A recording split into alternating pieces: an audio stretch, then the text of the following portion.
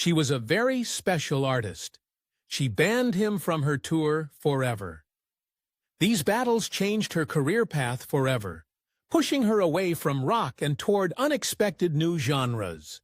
Linda Ronstadt was born on July 15, 1946, in Tucson, Arizona. She was the third of 4 children in a family with deep roots in music and history. Her grandfather, Federico Ronstadt, had fled Mexico with just a French horn and built one of Arizona's biggest hardware companies. That business helped her father, Gilbert, keep their ranch running even when other families were struggling. The Ronstadts had been in Arizona since the 1770s, making them one of the state's oldest non-native families. Her grandmother had been an opera singer. Her grandfather led Tucson's first international orchestra. Even the hospital where Linda was born had a Ronstadt wing named after her family. She grew up on a 10-acre ranch called El Casario. It was more than a home. It was a music school. By age 6, she was staying up all night singing at family gatherings. They drank cinnamon coffee with a bit of tequila to help the voice. That's what her father said Mexican opera singers used. The ranch had over 800 rare records of Mexican folk music. Some were smuggled during the Mexican Revolution. These records became her education. Her father made sure everything was in Spanish, even though most kids back then were punished for speaking it in school. There were wax cylinders of her great-grandfather singing from the 1860s, and on top of all that, the ranch had a small canyon with a natural echo. When Linda sang there, she could hear herself back in a 7-second delay. It helped her learn to sing in perfect pitch.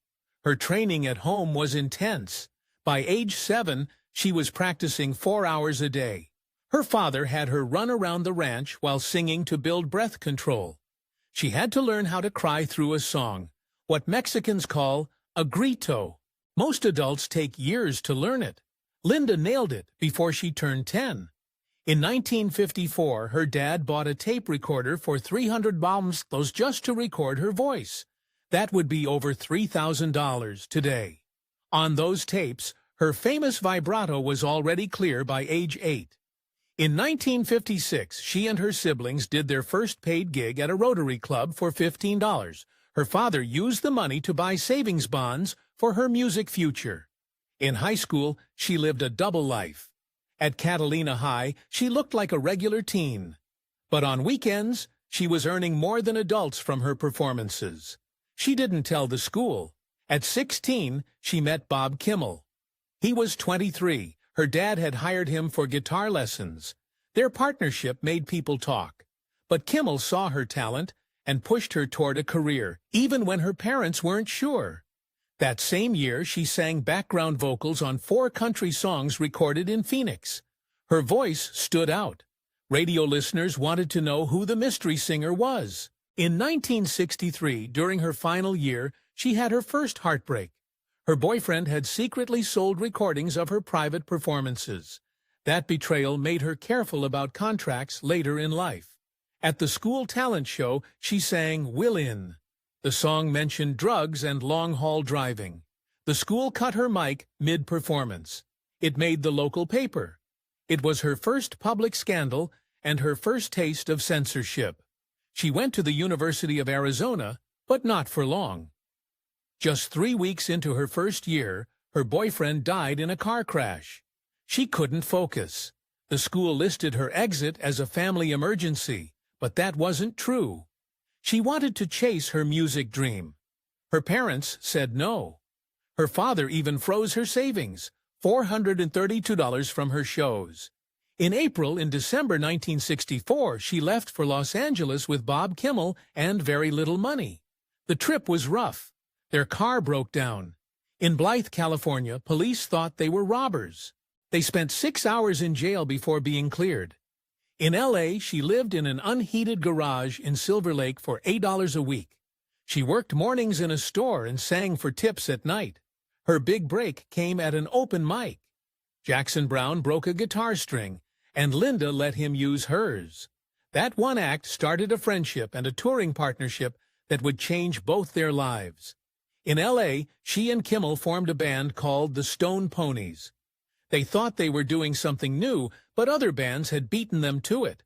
Still, they trimmed the group down to 3 and started playing folk rock. They were discovered while rehearsing at a restaurant.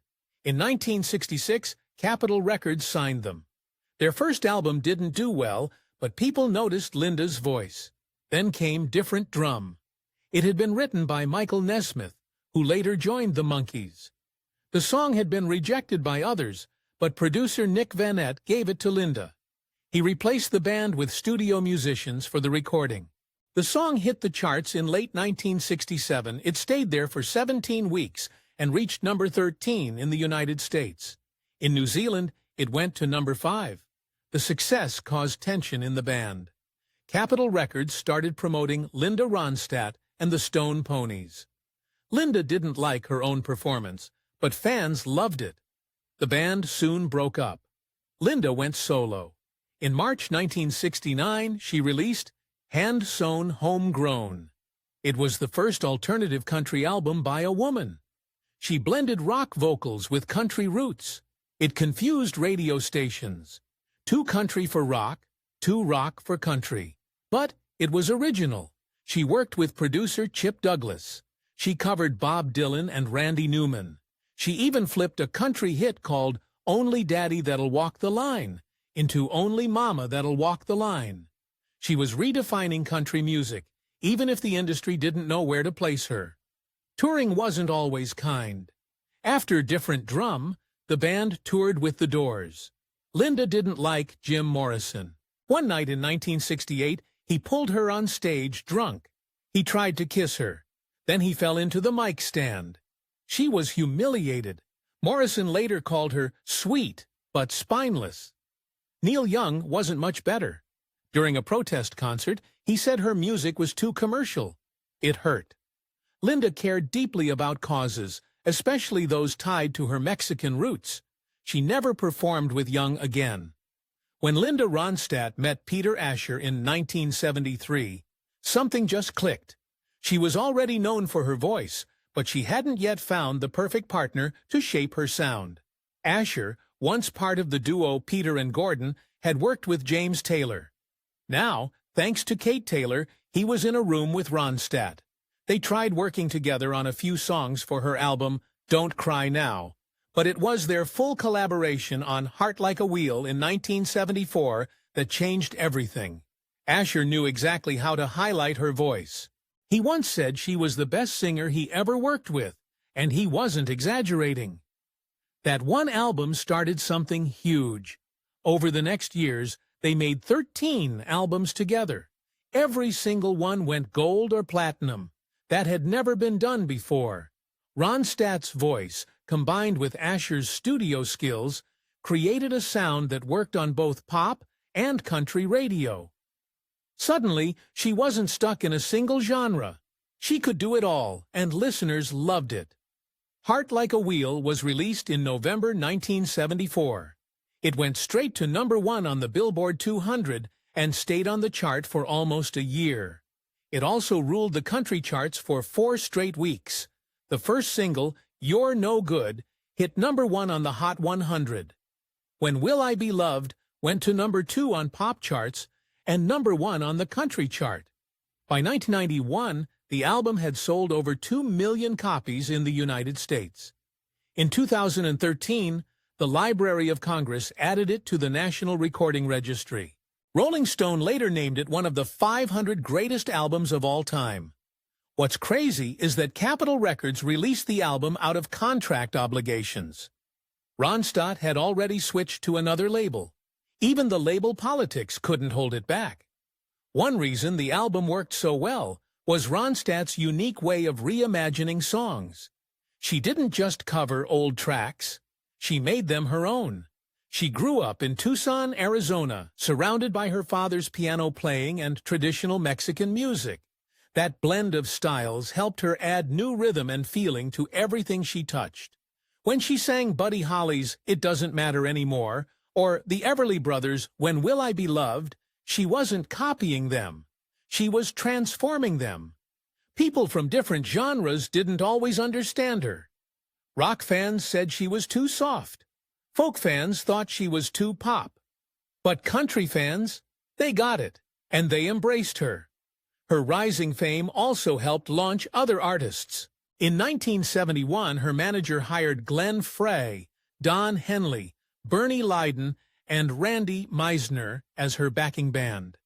They later became the Eagles, but their friendship didn't last. As the Eagles got more famous, so did their egos. Don Henley once insulted Ronstadt backstage, telling her to stick to covers. She threw him off her tour. The band that had started with her now treated her like she didn't belong. It was personal, and it's done. By 1975, Linda Ronstadt was no longer just a singer. She was a phenomenon. She filled arenas, something no female rock artist had done before. Rolling Stone, Newsweek, and Time all put her on their covers. She was called the Queen of Rock and became one of the top earners in the business. But it came with a cost. The touring, the pressure, the constant spotlight. It wore her down. She began to feel disconnected from the music she loved. Everyone expected her to keep producing hits, even when her heart wanted to explore other sounds. In 1976, she won her first Grammy for Best Country Vocal Performance by a female, for her version of Hank Williams's I Can't Help It If I'm Still in Love with You. It came from Heart Like a Wheel. Her voice gave that old song a whole new life. It hit #2 on the country charts and proved she could still shine in a world dominated by men. Then came Simple Dreams in 1977. It was a monster hit. It knocked Rumors by Fleetwood Mac off the top of the charts after 29 weeks. It also pushed Elvis Presley off the #1 country spot just weeks after his death.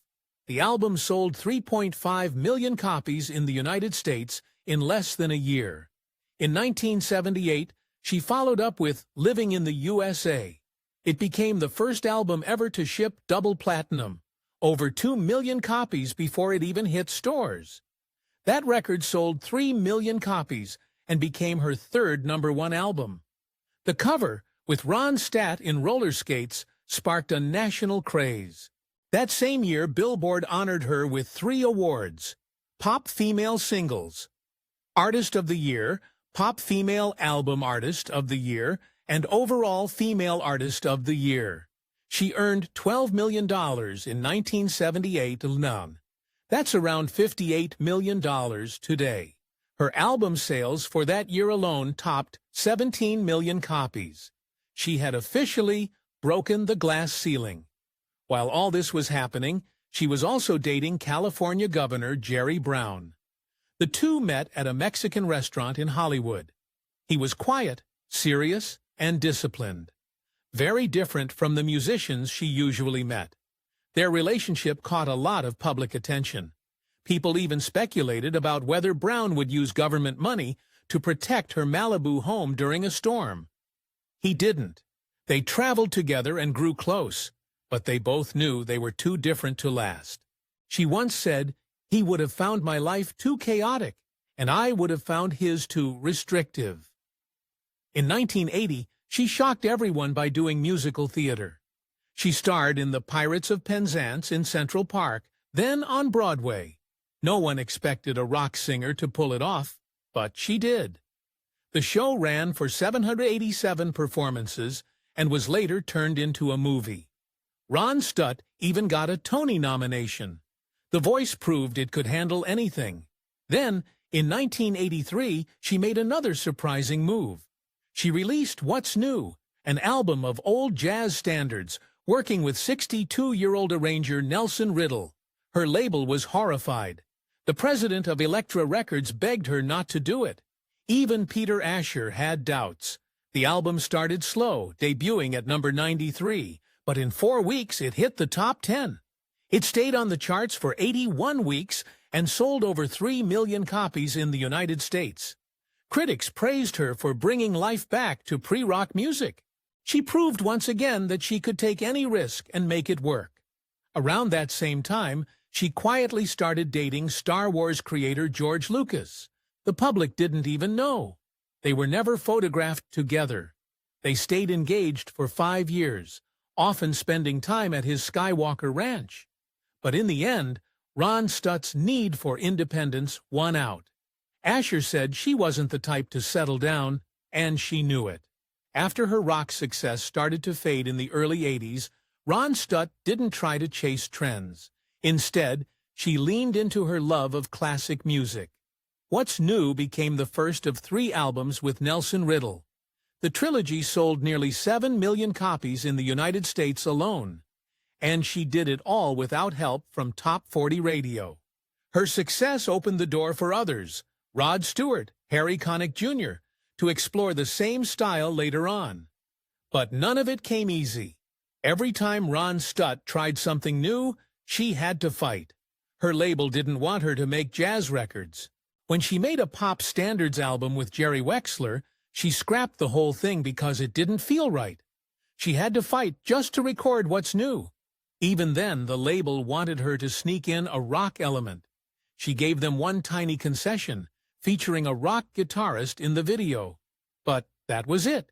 She stuck to her vision, and it paid off. Ronstadt once said, "Rampant eclecticism is my middle name." That pretty much sums her up. No matter the pressure, no matter the doubts, she made the music she believed in, and millions followed. In 1987, something fans had been waiting for finally happened. Linda Ronstadt, Dolly Parton, and Emmylou Harris, 3 of the biggest voices in country music, came together as a supergroup. Their friendship had started back in the mid-1970s. They admired each other's work and often sang each other's songs. But every time they tried to record together, something got in the way. Their record labels clashed.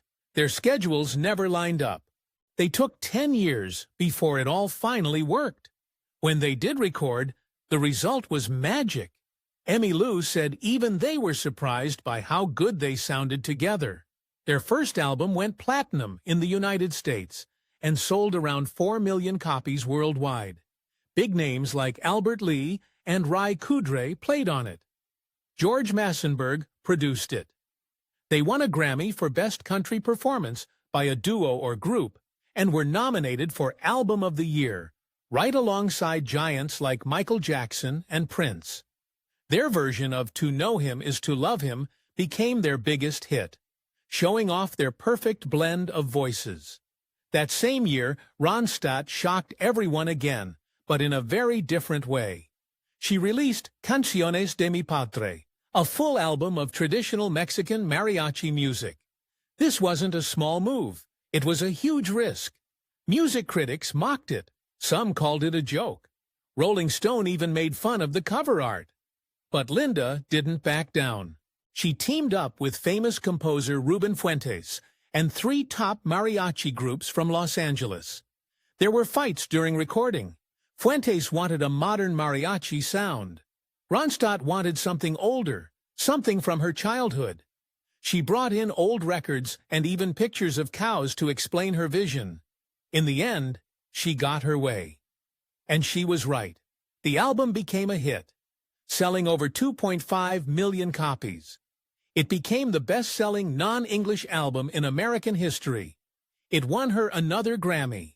Suddenly, people started seeing mariachi music in a new light.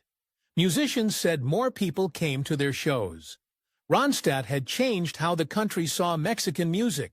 This wasn't just music for Ronstadt, it was personal. She grew up in Tucson, Arizona, where speaking Spanish in school could get you punished. But at home, her father's Mexican songs were always part of life. She often said, "I am Mexican-American, German-Mexican." But people didn't always believe her. She had light skin and a German last name, so some just ignored her roots. When she sang in Spanish, some said her accent was too perfect, but she worked hard to get it right. She wasn't fluent, so she practiced constantly before recording. She wanted to honor the songs. Her hard work paid off. People started paying attention. By 1990, she was working with a cultural center in California, helping young Mexican Americans connect with their heritage through music. That same year, Ronstadt made another bold choice. She adopted a baby girl named Mary Clementine. She was single, and in 1990 that was still seen as unusual. but she didn't care. She had said years earlier that if she wanted children, she wouldn't wait for marriage. Mary grew up in Arizona and later became an artist, working for 10 years in San Francisco. In 1994, Ronstadt adopted a son, Carlos. He showed musical talent too, but chose a career in tech. By 2019, he was working at Apple and living close to his mom. Ronstadt raised both kids in a home filled with music and Mexican culture. She once said her daughter didn't even know she sang in English until she was 6. For Ronstadt, passing on her culture was just as important as any gold record. In 1994, Ronstadt, Parton, and Harris reunited to record a second trio album. But getting it released was a battle. Record labels didn't want it. Schedules clashed. Parton even asked to be removed from some songs, forcing Ronstadt to rework the album. Still, when Trio 2 finally came out in 1999, it sold over 500,000 copies and won a Grammy. Their cover of Neil Young's After the Gold Rush was hauntingly beautiful. Ronstadt was proud of it and stayed close with Emmylou. They often talked about how special those albums were. But as the 1990s ended, something started going wrong. Ronstadt's voice began to falter. During a session with Emmylou in 2000, she felt her voice lock up like a cramp. People told her she was just being picky, but she knew better. Over time, her range got smaller. By 2004, she had to change the way she sang. It felt like yelling instead of singing. Doctors didn't know what was wrong. Some said it was stress. Others blamed age. Ronstadt kept going. Her last album came in 2006, but she said every note was a struggle. Her final concert was in 2009. After that, she burned her stage clothes. It wasn't until 2011 that she finally got answers. First, they said Parkinson's. Later, it was corrected to something even rarer: progressive supranuclear palsy. That was what had stolen her voice, slowly and silently over the years. In August 2013, Linda Ronstadt shocked the world. While promoting her memoir, Simple Dreams, she revealed something no one expected. She had Parkinson's disease. The most heartbreaking part? She quietly lived with the symptoms for almost 8 years before doctors finally diagnosed her, just 8 months before that interview. She said it simply, but painfully: "I can't sing a note." That one line explained what fans had been wondering for years: why she had stopped performing. Her final concert had been back in 2009 in San Antonio. After that, she turned down every offer to sing again. Looking back, Ronstadt had noticed her voice changing when she turned 50. At first, she thought it was just a mechanical issue. She tried new techniques, kept performing, and hoped it would pass. But it didn't. Even more haunting was her personal theory. She blamed the condition on 2 bad tick bites she got in the 1980s. She said her health never fully recovered after that. 1 year later, in 2014, Ronstadt was finally inducted into the Rock and Roll Hall of Fame. She had been eligible for nearly 20 years, but once nominated, she was elected right away. It proved just how much of an impact she had made. Glenn Frey from the Eagles, who had once been in her backing band, gave her induction speech. But by then, Parkinson's had already taken her voice, and she couldn't fully participate in the event. She kept quiet about the award, saying she didn't want to seem ungrateful, but had no comments. To her, it wasn't about fame. She had moved past rock music long ago, diving into opera, classic standards, and traditional Mexican songs. That same year, something even bigger happened. On July 28, 2014, President Barack Obama gave her the National Medal of Arts. It was the highest honor an American artist could receive. Obama praised her one-of-a-kind voice and how she helped open doors for women in music. The ceremony took place at the White House and was streamed live for fans around the world. Ronstadt sat among other legends like Maxine Hong Kingston and choreographer Bill T. Jones. The award honored not just her voice, but her courage to cross genres and explore any kind of music she loved. 5 years later, in December 2019, Ronstadt received another major honor. She was celebrated at the Kennedy Center Honors alongside Sally Field, Earth, Wind and Fire, and others. This was 10 years after her last concert and 6 years after revealing her illness. The tribute was beautiful, filled with performances and emotional moments. The night before, at the official dinner, she received her medallion at the State Department. She sat in the balcony of the Kennedy Center Opera House, watching it all. This wasn't just another award. It was a lifetime of risk-taking, boundary-breaking, and music that came straight from the soul. That same year, a powerful documentary about her life was released. Linda Ronstadt, The Sound of My Voice, premiered at the Tribeca Film Festival in April 2019. It won audience awards, was released in theaters, and later on streaming and DVD. It aired on CNN in early 2020. The film told her full story, from her childhood in Tucson, singing Mexican songs to becoming the queen of country rock. It followed her artistic detours into opera, jazz, and Latin music. The documentary ends with her diagnosis, showing how the disease ended her singing career. She narrated most of it herself. Even if she couldn't sing anymore, she could still tell her story. The film went on to win Best Music Film at the 63rd Grammy Awards, her first nomination since 2006. Through it all, Ronstadt never tried to fit the mold. In her personal life, she stayed independent. During the 1970s, she had a famous relationship with California Governor Jerry Brown, but she never married. Her choices were her own.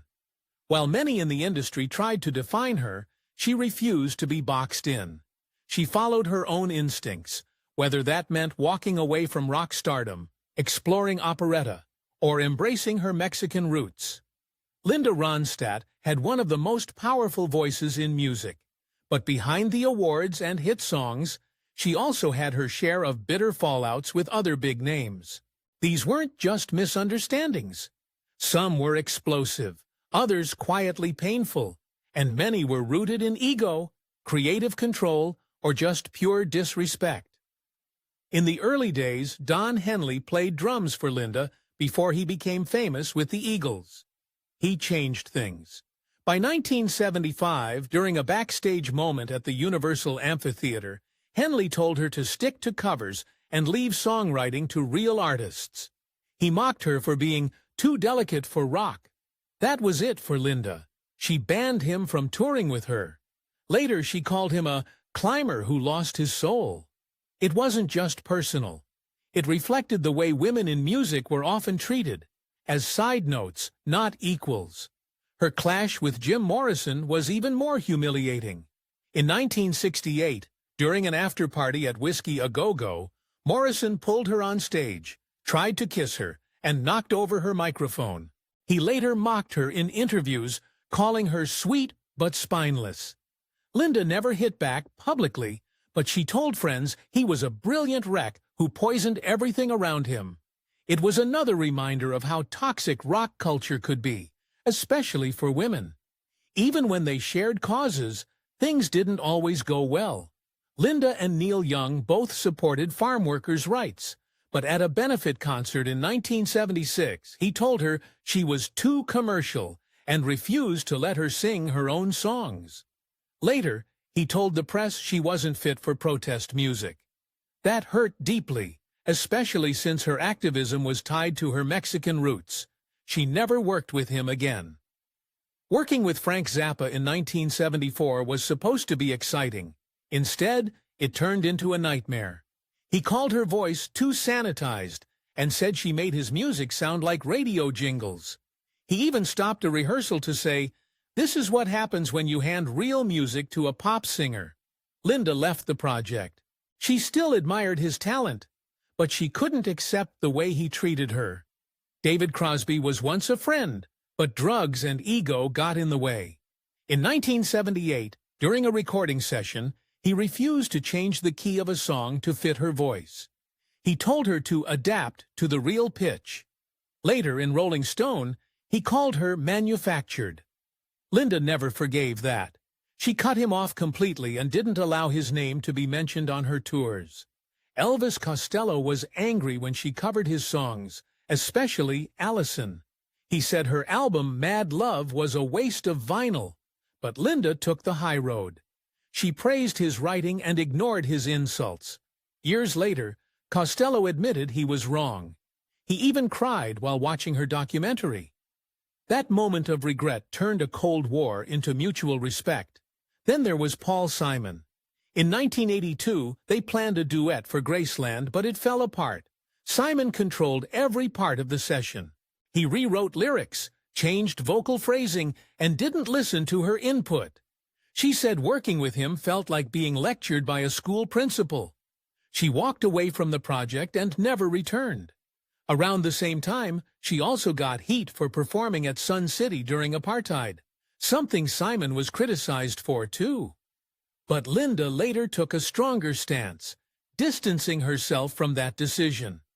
Even her partnership with Dolly Parton had quiet cracks. Along with Emmylou Harris, their trio albums were a huge success, but behind the scenes, Dolly's last-minute cancellations caused tension. Linda was disciplined and expected the same from others. The final straw came when Dolly believed Linda had pushed her out without asking first. Linda said she was hurt by the lack of trust. They remained polite in public, but the friendship never fully healed.